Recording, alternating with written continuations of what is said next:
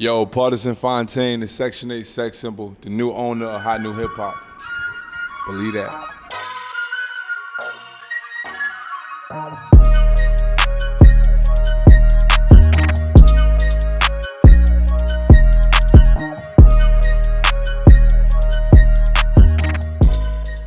If you ask somebody from the city, anything past like Westchester or Yonkers is upstate. You know what I'm saying? You ask somebody in Rochester, they'd be like, nah, that's not upstate. You know what I'm saying?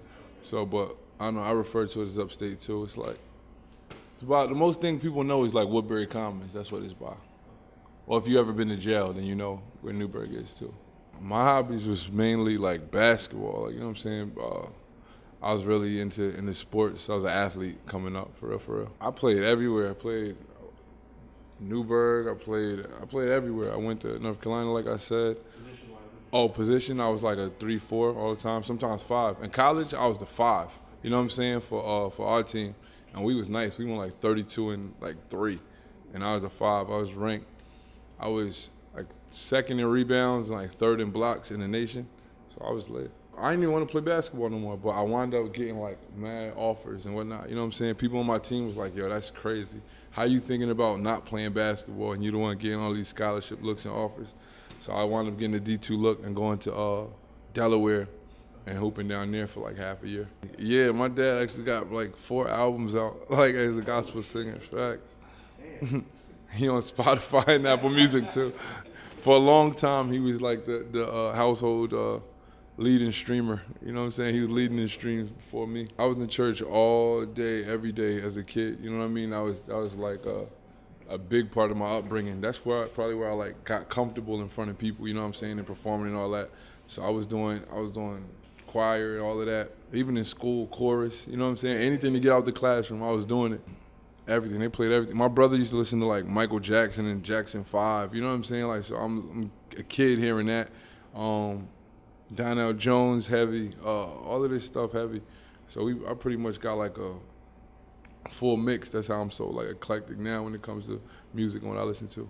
Hip hop really was like, only time I could hear hip hop is when I used to like try to record it on tapes. Like, you know, we had cassette tapes and whatnot. And I would like, the radio would come on, and I would try to like either get a blank one or stuff the tissue like in the top or the other one, or the one that had something in it, and then record like whatever I liked on the radio.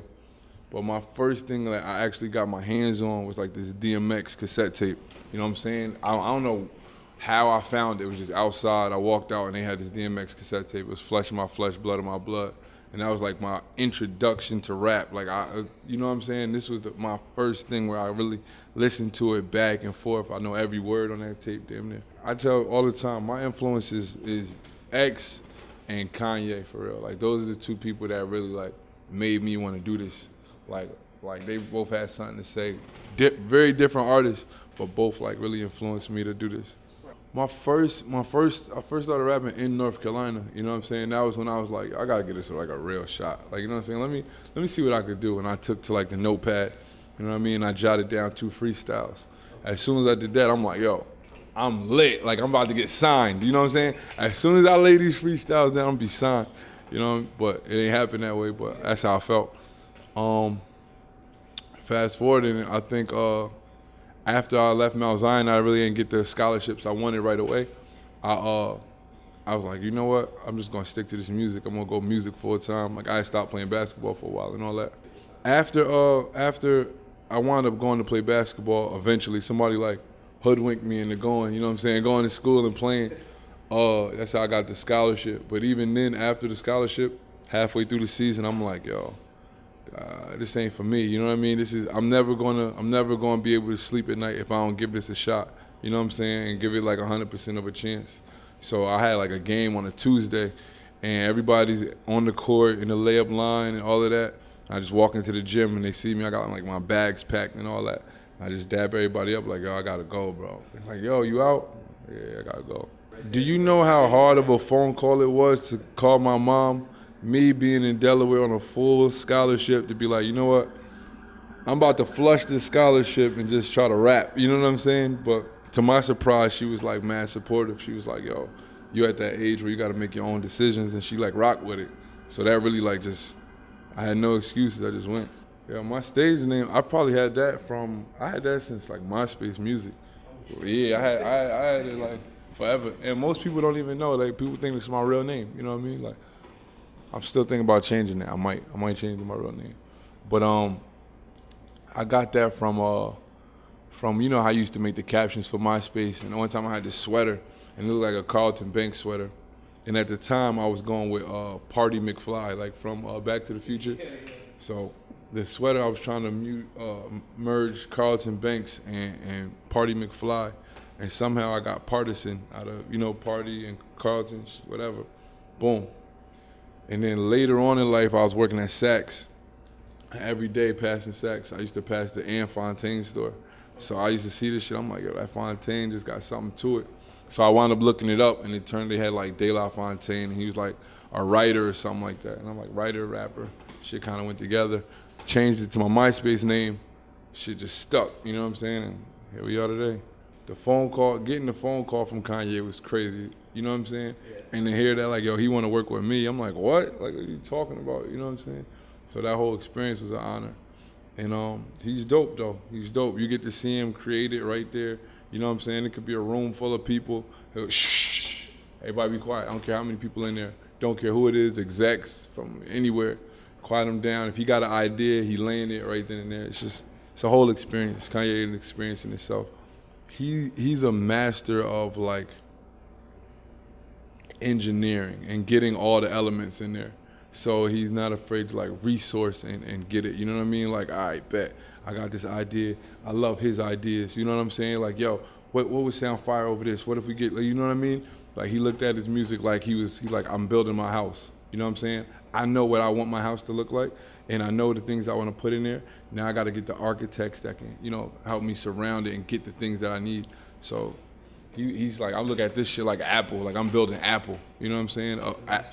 Yeah, exactly. So I think that's just super dope. I got it from my boy Vinyls. Vinyls played it for him, like, yo, this shit is hard. You know what I'm saying? I recorded it over a year ago. You know what I mean? Over a year ago. Somehow we found out, we sat on it for a minute. Somehow we found out that somebody had it, was sold. You know what I mean? Like we ain't know. So we was like, don't worry about it. You know what I mean? We went on. I got more songs on the project. Then once it came out, I was like, oh, we could drop it now as a freestyle. You know what I'm saying? Because it's out. You know, I don't want to step on nobody's toes. You know what I mean? But now that it was out, I could drop it as a freestyle. I just put it out for the world to hear, you know what I'm saying, my freestyle, my piece. And it seemed like they like it, you know what I mean? It's just all coming up with dope shit, you know what I'm saying? And I try to like what would I want to hear this person say? You know what I'm saying? Like, you know what I'm saying, how I look at this person. Like, well, what would I want to hear them say? And what they trying to express. That was the shit with Kanye. He was very adamant about what points he was trying to get across and all of this stuff, you know what I'm saying?